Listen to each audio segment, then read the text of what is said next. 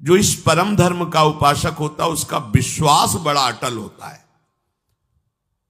विश्वास को गोस्वामी जी बरगद वृक्ष की तुलना में कह रहे, बट विश्वास अचल निज धर्मा। विश्वास कैसा होना चाहिए? बोले बरगद वृक्ष जैसा। बरगद का जो वृक्ष होता है, बट वृक्ष, उसमें जगह जगह जड़ें निकल पड़ती हैं। अगर जड़ उखड़ जाए तो सैकड़ों जड़ें डालों में, वृक्ष नष्ट होने वाला नहीं। इतना मजबूत अपने आराध्य देव गुरुदेव पर विश्वास हो कि कोई रात दिन हमारी बुद्धि को विपरीत भरे तो भी हमारे विश्वास में कमी ना आवे। भगवद आश्रित का चमत्कार विश्वास होता है। हमें विश्वास है, बस ये बात तुम्हारी कोई छीनने न पावे तुम्हारे हृदय से। भेजे जाएंगे माया के पार्षद तुम्हारे विश्वास को नष्ट करने के लिए, और जब माया के पार्षद आते हैं तो तुम्हारे सामने दृश्य भी वही रख देते हैं। किसी भी दृश्य को पॉजिटिव और निगेटिव समझाने में 1 मिनट केवल लगता है। उसी को पॉजिटिव रख सकते हो, उसी को निगेटिव कर सकते हो। यह बुद्धि की कला होती है। तो माया जब किसी को भेजती है तो तुम्हारी सकारात्मक सोच और सकारात्मक दृश्य को नकारात्मक सोच और नकारात्मक दृश्य से पुष्ट कर देगी। आपको लगेगा हाँ बात तो सही है, अच्छा ऐसा, हम तो इसको ऐसा समझ रहे थे। नहीं नहीं, तुम गलत समझ रहे थे। और नकारात्मक सोच देने वालों का प्रभाव बहुत जोर का पड़ता है, क्योंकि पीछे हमारा नकारात्मक सोच से ही संबंध रहा है। देखो, हम आप तो जीव कोटि के हैं, जो ईश्वर की लीला में सम्मिलित हुए हैं, उनके ऊपर नकारात्मक सोच का प्रभाव बढ़ जाता है। हृदय में आपका विश्वास दृढ़ होना चाहिए। हमें प्रभु ने स्वीकार कर लिया है, हम प्रभु के हैं, हमारा निश्चित इसी जन्म में कल्याण हो जाएगा। जब नकारात्मक सोच वाले आपको इस विश्वास दिलाने के लिए आवे तो आपको बहुत सावधान हो जाना है। हमारे आपकी क्या बात, भगवत लीला में भी नकारात्मक सोच का प्रभाव पड़ जाता है। माता कैकेयी जी से जब मंथरा जी कहती हैं, तुम्हें पता है कल प्रातः राम को राज्याभिषेक होने वाला है चक्रवर्ती सम्राट पद पर? तो हां, बोल तुझे क्या चाहिए मेरे लाडले राम, राजा बनेंगे, आज तू प्राण मांगे तो भी दे दे। आप समझ नहीं रहे। मैं आपके साथ आई हूं मायके से, आपकी प्रियदासी हूं, और सब जगह मैं जाती हूं सुनती हूं। तुम तो महल में रहती हो, तुम्हें पता नहीं। ये षड्यंत्र रचा जा रहा है। कल राम राजा बनेंगे, भरत को बंदी बना के जेल में डाल दिया जाएगा और आपको कौशल्या की दासी होना पड़ेगा। कहीं कुछ नहीं है, कुछ नहीं है। दुष्टा कहीं की, तेरी जबान काट लूंगी दोबारा अगर ऐसा बोली। जैसे दोनों नेत्र अपने को प्यारे होते हैं, ऐसे राम और भरत मेरे नेत्रों की समान। तू कैसी भेद बुद्धि, दोबारा बोली तो जबान काट लेंगी तेरी। थोड़ी देर बाद फिर बोली, को नृप होए हमें कहानी, चेरी छोड़ी न हो बुरानी। कोई राजा बने हमें क्या होगा, हम तो दासी रहेंगी। पर लोगों को क्या है, उनके सुख की बात बताओ तो बुरा लगता है और रोने लगे। अच्छा बैठ, पास बैठ, निजी दासी है, क्या तू कहना चाहती? मैं सही कह रही, तुम्हारा बड़ा अमंगल है, तुम्हारा बड़ा अहित है राम का राज्याभिषेक होने पर। सही बात, महल की बात बता रही हूं, कौशल्या की दासी बनना पड़ेगा तुम्हें। तो फिर क्या कर सकती हो? तुम्हारे पास वरदान है ना, महाराज ने कहा था। हाँ है तो मांग लो ना, यही अवसर है। क्या मांगू? राम को 14 वर्ष का वनवास और भरत को राजगद्दी। आ गई बात समझ में, आ गई समझ में। कहां सुबह महामंगल होने वाला था त्रिभुवन का, भगवान राम राजा बनने वाले थे, और कहां सुबह तापस वेश विशेष उदासी, 14 वर्ष राम नंगे पैर भगवान को वनवास। दशरथ जी का प्राण त्यागना, स्वयं सहित कौशल्या जी का वैधव्य होना, महान कष्टों की वर्षा हो गई। ये नकारात्मक सोच ऐसा नहीं कि तुम्हारी बुद्धि को ना बदल दे, बहुत इसमें पावर है, क्योंकि ये सब माया के रचे हुए यंत्र हैं। इसलिए इस परम धर्म के मार्ग में चलने वाले उपासक का विश्वास दृढ़ होना, नहीं कुछ भी हो जाए प्राण समर्पित कर दिया। एक बार प्राण समर्पित है, जो होगा देखा जाएगा। राधा राधा राधा, कदम पीछे नहीं हटाना, निष्ठा विश्वास प्रतिपल हमारा बढ़ता रहे। इस मार्ग के उपासक को अपने आराध्य देव में विशिष्ट भाव रखना है। अपने आराध्य देव, जैसे जब हमसे तत्व रूप में पूछा जाएगा तो सर्वत्र मेरे आराध्य देव है। यह हमारे आराध्य देव का सगुण निराकार रूप है। सगुण निराकार रूप है। राधा वल्लभ लाल जी ही सबके हृदय में बैठे, सगुण और निराकार, सब जगह व्याप्त है। आकार दूसरे हैं पर वो सब जगह व्याप्त है। लेकिन जब भाव रूप से पूछा जाएगा तो निकष कुंज ठाढ़े भय भुजा परस्पर अंश, श्री राधा वल्लभ मुख कमल निरख नयना, प्रिया लाल गलबहिया दिए खड़े। इसी रूप के हम दीवाने, इसी रूप का हम जूठन पाने वाले, इसी रूप की हम परिचर्या करने वाले।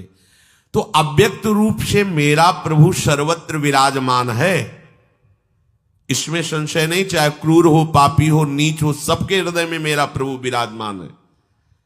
पर जब संगोष्ठी होगी, सेवा होगी, प्रसाद पाएंगे, जयकार करेंगे, तो केवल राधा वल्लभ लाल का नाम जपेंगे तो केवल इनका, कीर्तन करेंगे तो केवल इनका, ध्यान करेंगे तो केवल इनका।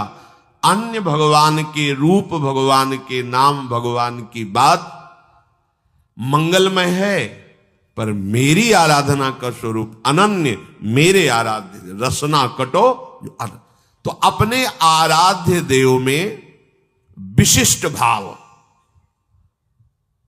इससे आगे कोई नहीं। ऐसा दृढ़ भाव अपने आराध्य देव से बढ़कर के कभी कहीं भी हमारी श्रद्धा नहीं होनी चाहिए। क्योंकि अगर थोड़ा भी आराध्य देव में लघु भाव हो जाएगा तो आपकी उपासना बाधित हो जाएगी। आराध्य देव में तभी ऐसा विशिष्ट भाव होता है जब गुरु वचनों में रति हो। आराध्य देव के विशिष्ट भाव की प्राप्ति गुरुदेव के वचनों से होती है। गुरु के वचनों में प्रेम और विश्वास होना आराध्य देव में विशिष्ट भाव पैदा करता है। बिना इसके आराध्य देव में विशिष्ट भाव रूपी सिद्धि प्राप्त नहीं होती। गुरु के वचन प्रतीति न जेहि, सपने हो सुगम न सुख सिद्धि ही। जो गुरु के वचनों में विश्वास नहीं करता उससे स्वप्न में भी न सुख मिलता है, न साधना की सिद्धि होती है। गुरु गदित वचन शिष्य सत्य अति दृढ़ प्रतीति गाढ़ो गयो। गुरु के श्रीमुख से निकले हुए वचन को सत्य मानकर विश्वास पूर्वक, दृढ़ता पूर्वक पकड़ ले तो बस बात बन गई। बड़ा चमत्कार प्रकट हो जाता है। एक बार एक शिष्य जो निरंतर सेवा में गुरु जी की रहते थे, जब ये फसल का समय आता है तो साल भर के लिए अन्न भिक्षा से मांग लाते थे और गुरु की सेवा में रहते। तो भिक्षा मांगने के लिए 10-15 दिन तो लग ही जाते थे। तो कई शिष्यों के साथ वो निकले तो गुरु जी ने कहा, जाओ एक बात कहनी थी, हमारे हृदय में थी, पर ये तुम विचरण करके आ जाओ, भिक्षावृत्ति करके, फिर हम तुम्हें बताएंगे जो आज्ञा। विचरण करके आए तो आश्रम में भीड़ लगी थी। विमान में गुरुदेव का शरीर पधराया जा चुका था। उन्होंने पूछा क्या हो गया? बोले आपके गुरु जी पधार गए। ऐसा नहीं हो सकता। गुरुदेव ने कहा था कि तुम लौट के आओगे तो तुम्हें हम एक बात अपने हृदय की बताएंगे। ऐसा कैसे हो सकता है?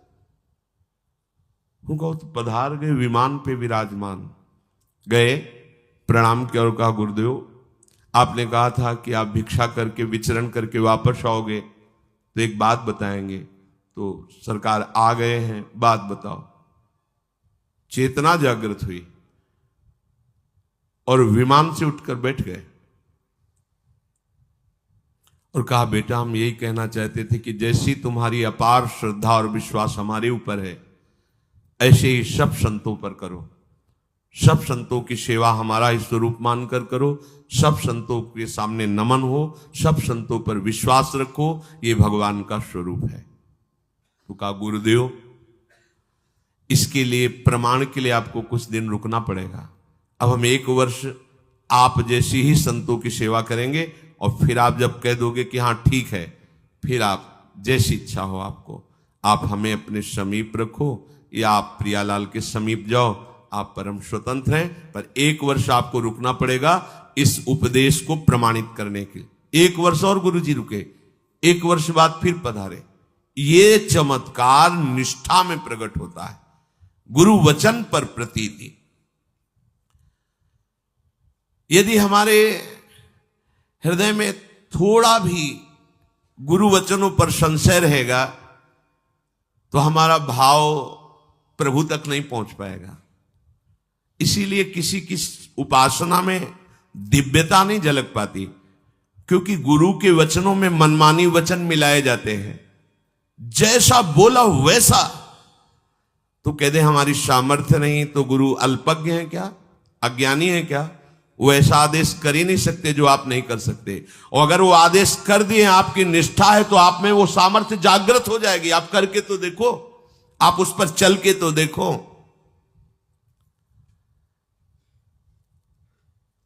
एक आदेश पालन के विषय में उदाहरण आता है।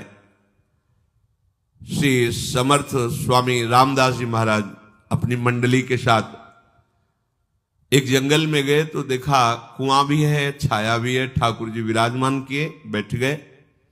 जल लाओ तो जल लाया गया, तो उसमें बहुत से पत्ते झरझर के डाली से गिरे थे, तो दुर्गंध आ गई।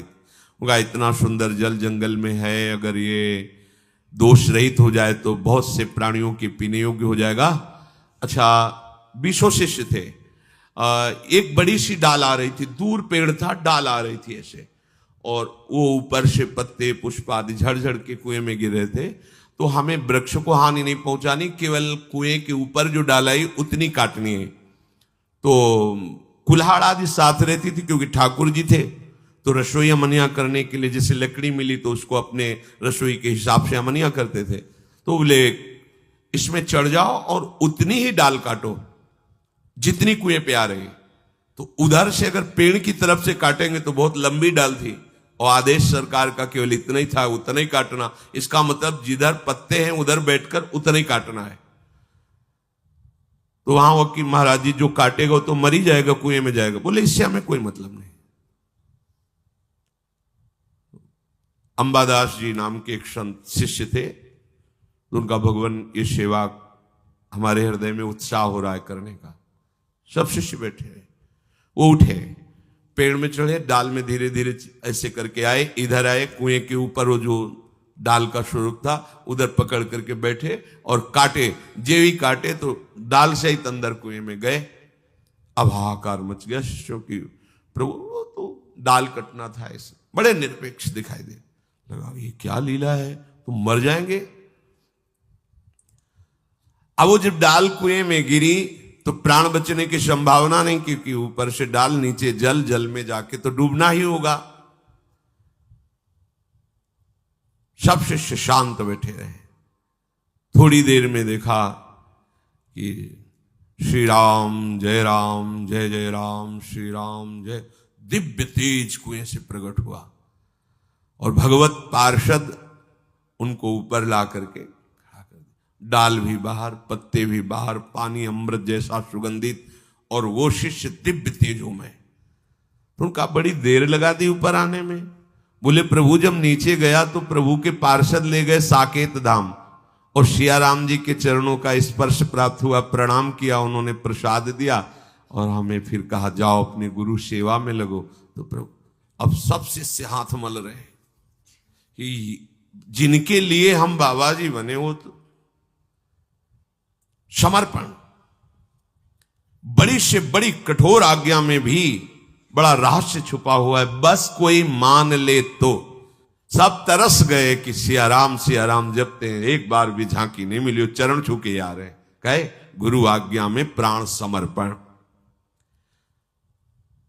गुरु वचनों में रति, ये भगवद आश्रय का चमत्कार, अपने आराध्य देव में विशिष्ट भाव।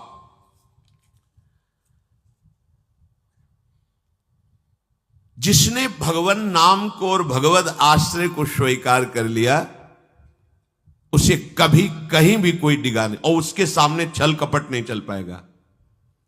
एक श्री मथुरा दास जी नाम के महापुरुष हुए हैं, तो बस कहे तिजारे मांझ भक्ति रस रास करिए एक बात ताको प्रगट सुनाइए।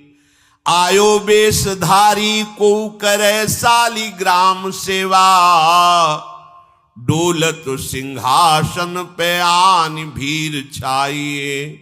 स्वामी के जो शिष्य भयो तिनहु के भाव देखी, वाही को प्रभाव आए कहो ही भाइये। नेक आप चलो उरीति को बिलो किए जू, बड़े सर्वज्ञ कही दुखे नहीं जाइए। मथुरा दास जी तिजारी ग्राम में निवास करते थे। वैसे संतों का जो ग्राम में निवास होता है वो जगत मंगल की भावना से होता है। किसी भी गांव में जहां जो संत वास्तविक भगवत प्रेमी रहते हैं, वहां से भिक्षा लेकर उनको निष्पाप करते हैं, शिक्षा देकर के भगवत प्राप्ति कराते हैं, क्योंकि उनके श्रीमुख से नाम कीर्तन भगवत चर्चा होती ही रहती है। नंद नंदन की अनन्य उपासना करते थे। ये राजस्थान में ग्राम है तिजारे में, वहां वो रहते थे। जो भी समीप आता वो कुछ ही दिनों में ऐसा भक्ति रंग में रंग जाता, कुछ प्रभु के नाम में प्रीति हो जाती, समस्त असद आचरण छोड़ देता। बहुत से शिष्य हो गए, बहुत से अनुयायी हो गए, पर जो वास्तविक भजन नहीं करते हैं, भेष धारण करके संत का ठग वृत्ति रखते हैं, उनका अलग प्रभाव होता है। वो ज्यादा दिन चलता नहीं है।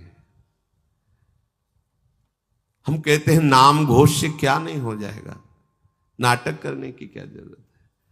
अरे हम प्रभु के बहुत बड़े प्रिय दास हैं, तो जो कुछ चाहिए प्रभु अपने आप देंगे। काहे किसी के आगे नाटक करे, छल फैला। किसके आगे? जो बेचारे हैं, ये सब मारे हुए हैं कर्मों के, भोग वासना से जल रहे हैं, और तुम भगवत पार्षद हो करके बात बनी नहीं। तो एक उसी नगर में उनका प्रभाव सुनकर भेषधारी जो बहुत बड़े तांत्रिक थे, मारण आदि का प्रयोग करने में बड़े सफल थे, पर भेष साधु का रखे हुए थे, अपना प्रभाव दिखाने के लिए वहां उस गांव में पहुंचे। पहचानना बड़ा कठिन होता है। साधु और वेशधारी दोनों में पहचान बहुत कठिन होती। जब तक आप साधु नहीं हो तब तक आप साधु को नहीं पहचान सकते हो, क्योंकि जो वेशधारी स्वांग करेगा वो साधु से भी अच्छा करने की चेष्टा करेगा, क्योंकि स्वांग कर रहा है ना, तो बड़े बड़े भ्रमित हो जाते हैं। दर्शन भक्त अनूप सेवक जी ने लिखा है, पर रूप न शोभित प्रीति बिनु, और प्रभाव उनका ऐसा भरम भटकत भूप, बड़े बड़े राजा भ्रमित होकर उनके शिष्य बन जाते हैं।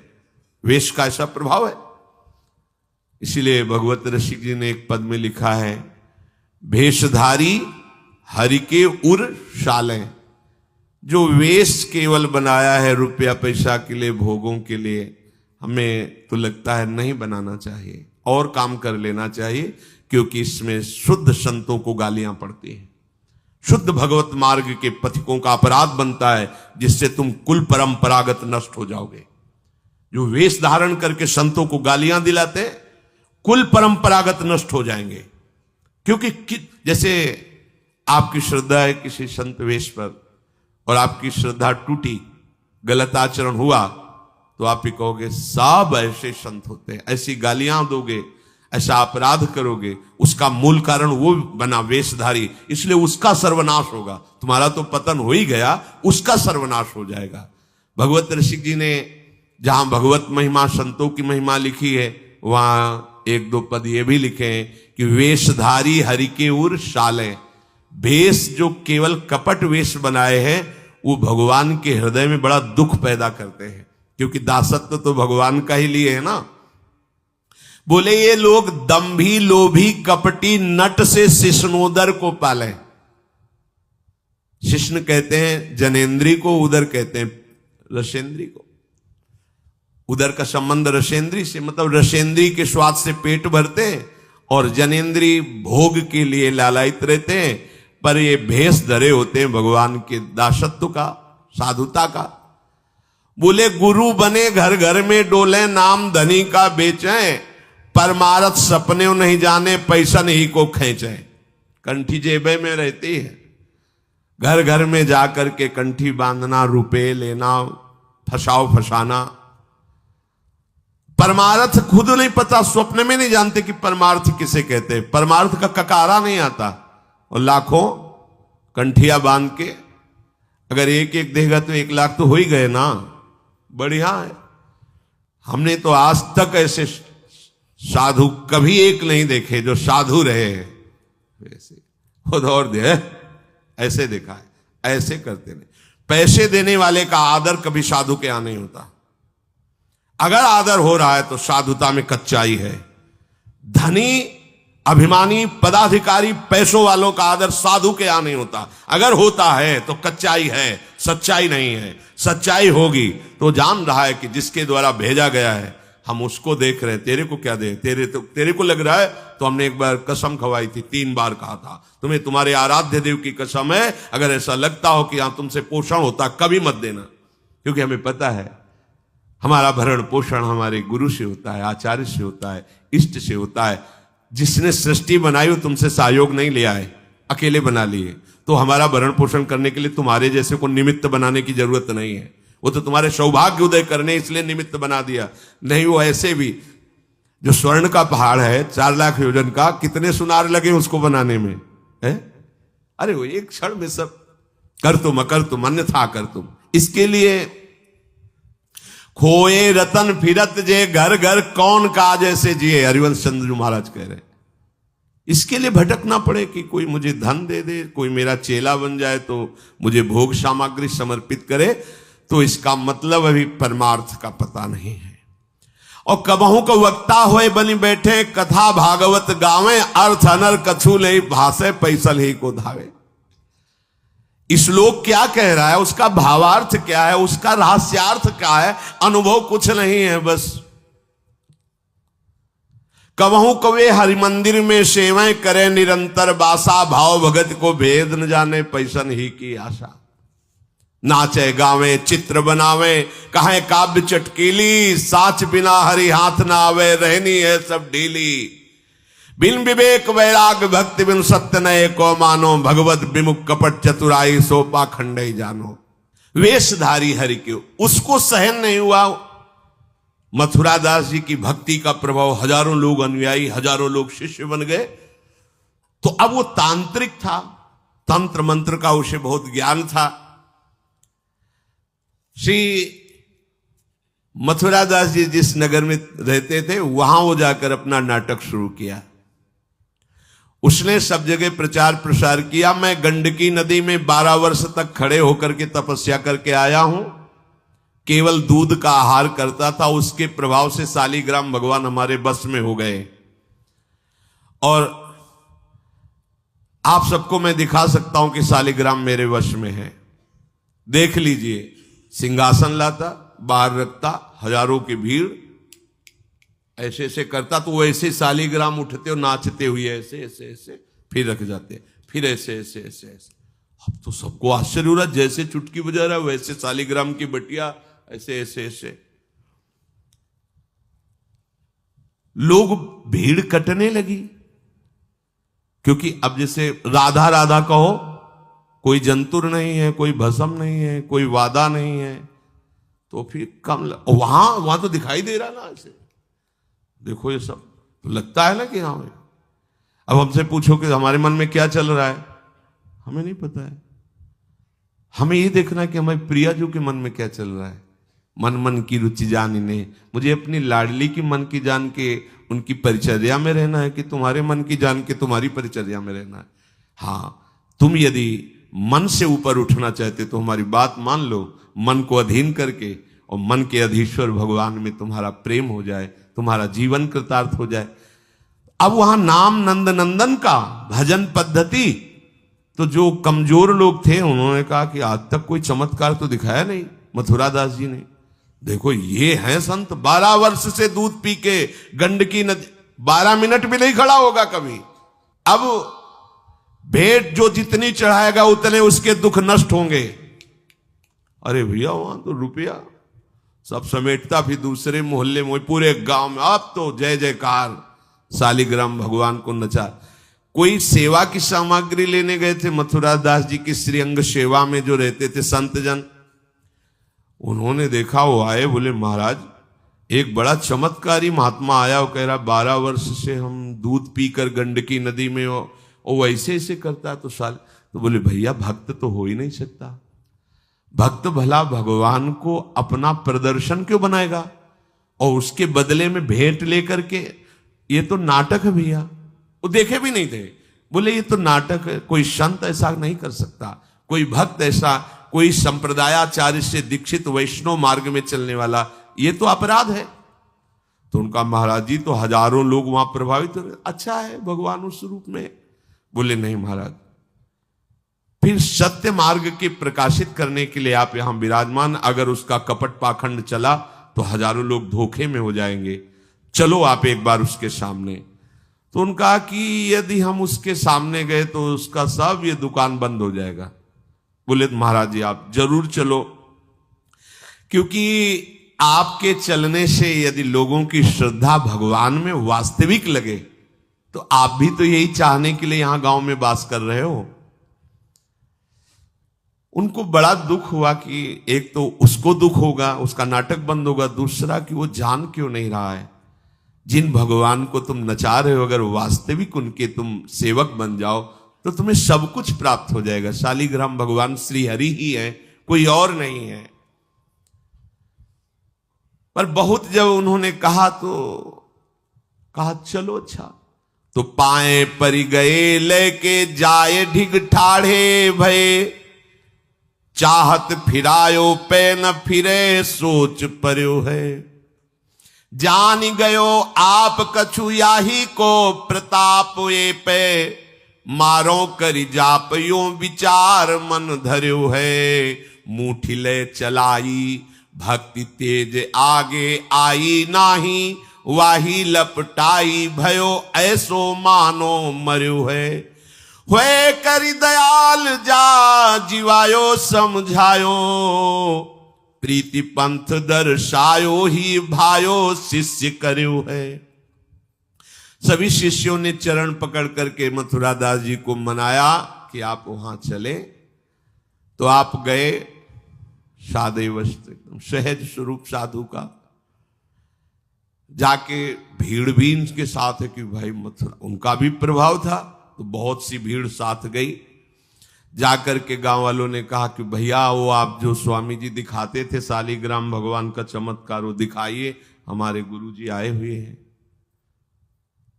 ये तो उसने जाना था कि महिमावान है तभी तो वो आया था, पर उसको ये पता नहीं था कि हमारा प्रोग्राम इनके सामने नहीं चल पाएगा, क्योंकि भगवान नाम जापक के आगे कोई तंत्र मंत्र, कोई श्राप पाप ताप ये सब नहीं, वास्तविक जो भगवत मार्ग में है। अब उसने निकाला सिंहासन और पूरा सब, शालिग्राम जी को तो केवल चुटकी ही बज रही थी, शालिग्राम भगवान वहीं बैठे थे। हर प्रयास कर लिया, कोई चमत्कार नहीं। लोगों ने कहा कि दिखाओ ना, अब ये हमारे गुरु जी हैं, गांव में रहते हैं। अब भक्त की निष्ठा के सामने भगवान को भी छोटा बनना पड़ता है। इतने महान भगवान भक्त बलि जी के सामने बामन बन के भीख मांगने के लिए गए। भक्ति निष्ठा जीत सकते थे, आज्ञा दे सकते थे, ना आज्ञा दी और ना विजय प्राप्त की। भिक्षा में मांग करके दिया माता अदिति को कि आपकी चाह है कि राज्य पद देवराज को मिले, तो आपकी आराधना से मैं जाऊंगा, पर वो मेरा भक्त है, ना युद्ध करूंगा ना आज्ञा दूंगा, पर मांग के लाऊंगा। भगवान भिक्षुक बन के गए। भक्त के आगे नौटंकी नाटक कहां चल सकता है? अरे जुगनू तब तक चमकती रहे जब तक सूर्य प्रकट नहीं होता। सूर्य प्रकट हुआ तो लाखों जुगनुओं का कोई मतलब नहीं रह जाता। नौटंकी नाटक, ये साधुता का भेष धर के कितने दिन चलेगा? जिस दिन पोल खुलेगी ना, उस दिन सब नष्ट हो जाएगा, सब नष्ट हो जाएगा। लोग परलोक तो पहले ही नष्ट हो चुका था। पाखंड न करे। हम कह रहे तुम्हें धन चाहिए, तुम्हें सम्मान चाहिए, राम राम भजो, कृष्ण कृष्ण भजो, हरि हरि भजो, विश्व नमन करेगा, ईमानदारी से भजो। हमने ऐसे संत भगवान देखे, ककारा नहीं पड़े, कुछ नहीं जानते, बस एक ओम, दुई ओम, तीन ओम, चार ओम ऐसे जपते, और लोग न्यौछावर थे, सीधे सरल ओम ओम, राम राम, कृष्ण कृष्ण, साफ सिद्ध। कबीरदास जी जैसे वहां पर राम राम राम राम। श्री स्वामी सत्संगानंद जी महाराज बक्सर, बस इतने। जब कोई बेटा राम राम, ऐसे लगते थे कि मतलब इनको पी जाएं, अपने हृदय में रख ले। इतने दुलारे वयोवृद्ध थे, ऐसा सुंदर रूप, ऐसी कोमलता, ऐसा आकर्षण। राम राम राम राम। अरे प्रभु के नाम में क्या नाटक करने की जरूरत क्या है? पाखंड कर। प्रभु महालक्ष्मी पति हो, तुम्हें लक्ष्मी ही चाहिए तो वो सब दे देंगे। काहे को नाटक करे? काहे को किसी को भ्रम में डाले? तुम भ्रम में हो, दूसरे, अरे भैया तुम राम राम जपो, कृष्ण कृष्ण जपो, तुम्हारा मंगल इसी, बस इसी में मंगल होगा, दूसरा मंगल कर ही नहीं सकता। अब उनके प्रभाव से उनका कुछ नहीं हुआ। अब तो लोग कहने लगे दिखाओ ना, इसका मतलब तुम नाटक कर रहे थे। अब सबके सामने उसका मान नष्ट हुआ, उसका सब तंत्र बेकार हो गया। कुछ लोगों ने कहा पकड़ो और मारो इसको, पीटो, बहुत नाटक करके रुपया कमा लिया, सब छीन लो, धन छीन लो। किसी ने कहा मार पीट के इससे न्यायाधीश के, पुलिस डिपार्टमेंट को दो। ये मथुरा दास जी ने सबसे कहा देखो अगर हमको लाए हो तो हमारी बात मानो, इनको किसी भी तरह का कष्ट मत दो, कोई भी बंधन नहीं। और उनसे कहा भैया आप जिसका नाटक कर रहे हो ना, अगर सत्यता से इसे मान लो तो जिन लोगों ने रुपए चढ़ाए ये बहुत थोड़े हैं, वो तुम्हें निहाल कर देगा। सत्यता से भजन करो, ये काहे को नाटक करते हो? इतना कह के वो चले गए।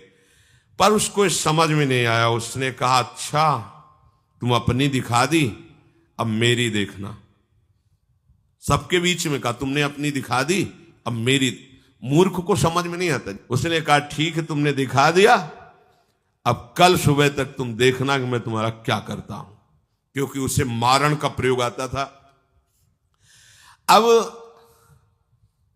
ये क्रोध उत्पन्न हो जाए तो राक्षस बना देता है, और क्रोध उत्पन्न होता है कामना से, और उसकी कामना सब नष्ट हो गई ना, सब किया कराया सब माटी हो गया, क्योंकि लाखों लोग प्रभावित हो रहे थे। अब वो क्रोध के वशीभूत होकर तामसी जप करने लगा। तामसी जप होता है विनाशकारी। अपवित्र सिद्धियां उसके पास थी। पवित्र सिद्धियां भी होती है जो दूसरों का मंगल करती है, अपवित्र सिद्धियां होती हैं जो दूसरों का नाश करती हैं। उसने मारण विद्या का अनुष्ठान किया, जिसे देहाती भाषा में मूठ कहते हैं। आज मैं इस अभिचार से उस महात्मा का सर्वनाश कर दूंगा। भूल भूल भारी भूल। जो साधु की मीच तक है वो उसी मीच से मरता है। ये तो समझ में ही नहीं आया। सरस्वती जी को देवता और ब्रह्मा जी सब प्रार्थना कर रहे हैं कि अयोध्या वासियों की बुद्धि तो बदल दी, वापस गए। भरत जी आ रहे हैं, इनकी बुद्धि बदल दो, नहीं भरत जो कहेंगे वही राम करेंगे। तो दिमाग पलट गया है। भरत की बुद्धि, अरे प्रभु का इशारा था इसलिए अयोध्या वासियों की बुद्धि बदल दी। भरत जी के विषय में सोचोगे भी तो नष्ट हो जाओगे। महाप्रेमी भरत के विषय में सोचना ही तुम्हारे लिए अमंगल हो जाएगा। और हम क्या, करोड़ों सरस्वती भी हो तो भरत की भाव भरी भक्ति में बाधा नहीं पहुंचा सकती। अब उसने प्रारंभ किया, बैठ करके आसन में मूठ का एक खप्पर जैसी आकृति प्रकट होती है और उसमें जाजुल्यमान तेज होता है। और वो जहां जाएगा तो जिसके पास जाना है वहीं शुरू हो जाएगा उसका खून पोकना, नीचे से शौच द्वार से मुंह से खून की उल्टी आना, उसके पहुंचते पहुंचते, और जहां पहुंची तो वो नष्ट हो जाएगा, मर जाएगा और वापस चली जाएगी। वहां जाके प्रमाण देगी कि हम काम कर रही हैं। वहां भक्तों ने देखा कि एक खप्पर में आग जलती हुई राउंड राउंड से गोला होता, तो जाके कहा मथुरा दास जी ये उसकी चलाई हुई मूठ है, तुम कुछ परेशान मत हो, यहां कुटिया की डेहरी में भी प्रवेश नहीं करेगी। अब वो आकर के मारण बस वहां घूम रहा है। मथुरा दास जी निकल के आए, हाथ जोड़ा, क्योंकि सब मंत्र सब सिद्धियां भगवान की, तो ना चाहे पवित्र हो या अपवित्र हो, तो उन्होंने कहा तुम सर्वज्ञ भगवान की ही शक्ति से संपन्न हो, तुम जानती हो कि हमारा कोई अपराध है क्या? अगर अपराध है तो हम बाहर निकल के आते हैं, आप हमें नष्ट कर दो। यदि अपराध नहीं है तो जिसके द्वारा किया गया उसको दंड दो। तुरंत मूठ वापस हुई, कोई मंत्र मंत्र नहीं पड़ा, तुरंत वो मारण वापस हुआ। उधर शुरू हो गया उसका खून, नीचे से ऊपर से, जैसा इनके, जैसे काशी नरेश को जब पौंड्रक राजा के साथ भगवान ने उद्धार किया तो उसके लड़के का नाम था सुदक्षिण। वो पंडितों से विला बोला ऐसा मारण प्रयोग कर सकते हो कि द्वारिका को मैं द्वारिकाधीश नष्ट कर दे। मंत्र में ताकत होती पर उनको ये पता नहीं था जिससे मंत्र प्रकट हुए भला उन पर कैसे प्रभाव चले। उन्होंने कहा हाँ, तो उनका भारी दक्षिणा देंगे। तो काशी में अनुष्ठान शुरू हो गया और प्रकट हुई कृत्या। ऐसा नहीं, मंत्रों में ताकत होती है। पर भगवान शिव ने प्रकट होकर कहा था कि जो ब्राह्मण भक्त नहीं है, जो ऋषि भक्त नहीं, उसी पर ये मारण का प्रयोग काम करेगा, अन्यथा नहीं। तो भगवान का नाम ही नमो ब्रह्मण्य देवाय गो ब्राह्मण हिताय च। अब मारण कृत्यारूप रखकर द्वारिका को जलाने के लिए गई। द्वारिकावासी भागे, भगवान से कहा, भगवान ने सुदर्शन जी को आज्ञा किया करो हिसाब। भगाते हुए कृत्या को ले गई तो कृत्या ने पहले उन ब्राह्मणों को मारा, तो दक्षिण को मारा, फिर सुदर्शन ने कृत्या को नष्ट किया और पूरी काशी में आग लगा दी। ये भागवत में वर्णन है। भगवत भक्त या प्रभु के ऊपर कोई मारण चलेगा क्या? वो मारण उसी बाबा जी के पास जो नौटंकी कर रहे थे शालिग्राम के नचा, अब तो त्राहिमाम मच गया। वो संत भगवान गए क्योंकि पता था कि बचेगा नहीं, मंत्र का प्रयोग है। गए और भगवान नाम उच्चारण किया, कृष्ण कृष्ण कृष्ण। नंद नंदन के उपासक थे और मूठ से कहा शांत हो जाओ। भक्त की आज्ञा का पालन हर मंत्र करेगा क्योंकि मंत्राधिष्ठात्र भगवान का दास है। शांत हो गई मूठ और उनसे कहा भैया देखा, तुम्हारा ही मंत्र तुम्हारे को अभी मार देता, अब सुधर जाओ। मतलब मृत्यु दशा को प्राप्त हो गए थे। संतों के हृदय में बदला लेने की कहीं कोई वृत्ति नहीं होती। संत कभी नाराज होते हैं तो उसमें मूल देख लेना आप विचार करके। आप जब अपना अमंगल करना अपना, तब वो आपसे नाराज होंगे। अगर आप उनका कोई कष्ट, वो नाराज नहीं होंगे, वो सह जाएंगे और आपका मंगल मनाएंगे। जब आप अमंगल अपना कर, तब वो डांटते हैं। अगर आप वो ये देख लें कि आप प्रहार कर रहे हो तो फिर वो नहीं, फिर तो तुम्हारा मंगल मनाएंगे, आप उनको मारो, कभी डांटेंगे नहीं।